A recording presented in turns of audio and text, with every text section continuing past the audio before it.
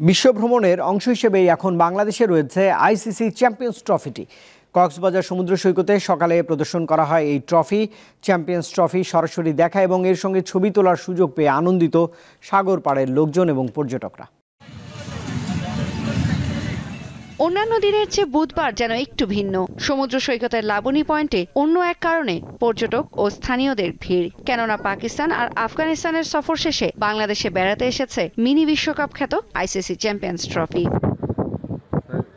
মঙ্গলবার সন্ধ্যায় ঢাকা থেকে বিমানে উড়ে ট্রফি যায় কক্সবাজারে। বুধবার সেটিকে দেখতে পর্যটকদের পাশাপাশি ভিড় করেন স্থানীয়রাও। টিভি ও পত্রিকায় দেখা ট্রফি এবার চোখের সামনে, তাই মুহূর্তটি স্মরণীয় করে রাখতে ট্রফির সাথে নিজেদের ফ্রেমবন্দি করার দিকেই নজর ছিল সবার। আমরা তো কখনো সরাসরি দেখি না এগুলা, এখানে কক্সে এসে আমরা ঘুরতে এসে এগুলো দেখছি, মনটাও ভালো লাগতেছে। আসলে এটার মতো সৌভাগ্য আর কিছু হতে পারে না আমাদের জন্য। আমার অত্যন্ত ভালো লেগেছে যে আমি নিজের কাছে চোখ দিয়ে আমি সামনাসামনি এটা দেখতে পারছি, ইভেন আমি ধরতে পর্যন্ত পারছি। খুবই ভালো লাগতেছে।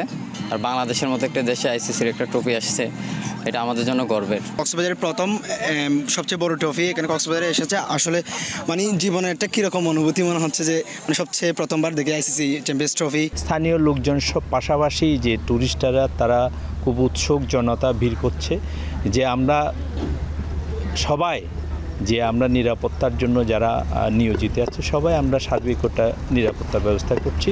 রাতেই ঢাকায় ফেরার কথা ট্রফিটির। বৃহস্পতিবার সকাল 11টা থেকে রাত 8টা পর্যন্ত পান্থপথে বসুন্ধরা সিটি শপিং মলে, আর পরদিন শুক্রবার সকাল 11টা থেকে বিকাল 3টা পর্যন্ত মিরপুর শেরেবাংলা জাতীয় স্টেডিয়ামে ট্রফি দেখার সুযোগ পাবেন ক্রিকেট প্রেমীরা। দীপ্ত, বার্তা কক্ষ।